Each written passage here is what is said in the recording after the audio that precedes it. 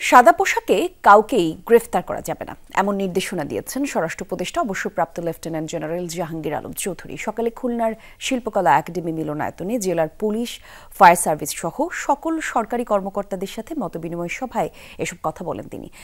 শ্রীলঙ্কা আবারও রপ্তানিতে শীর্ষে। জানান অনেক জায়গায় মব অ্যাক্ট ঘটছে হত্যাকাণ্ডের ঘটনাও, আর তাই নিজের হাতে আইন তুলে না নিয়ে অপরাধীদের পুলিশে সোপর্দ করার আহ্বান জানান স্বরাষ্ট্র উপদেষ্টা। পাশাপাশি ভুয়া মামলাকারীদের বিরুদ্ধে ব্যবস্থা গ্রহণের হুঁশিয়ারি দেন তিনি। স্বরাষ্ট্র উপদেষ্টা বলেন, আইন শৃঙ্খলা বাহিনীর পক্ষে কোনো রাজনৈতিক দলকে বাড়তি সুবিধা দেওয়ার সুযোগ নেই।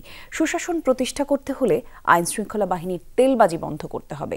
জানান থানা থেকে লুট হওয়া অনেক অস্ত্রই এখনো উদ্ধার হয়নি। খোয়া যাওয়া সেসব অস্ত্র উদ্ধার হলে পরিস্থিতি স্বাভাবিক হবে বলে মনে করেন জাহাঙ্গীর আলম চৌধুরী। সিভিল ড্রেসে কাউকে অ্যারেস্ট করা চলবে না। ডিবি হোক যে হোক, তার জ্যাকেট পরতে হবে, তার আইডেন্টি শো করতে হবে।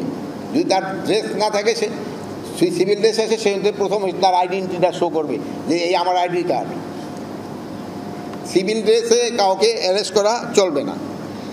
আর কোনো নিরপরাধ যেন শাস্তি না পায়, এই দিকে আপনার খেয়াল রাখতে হবে।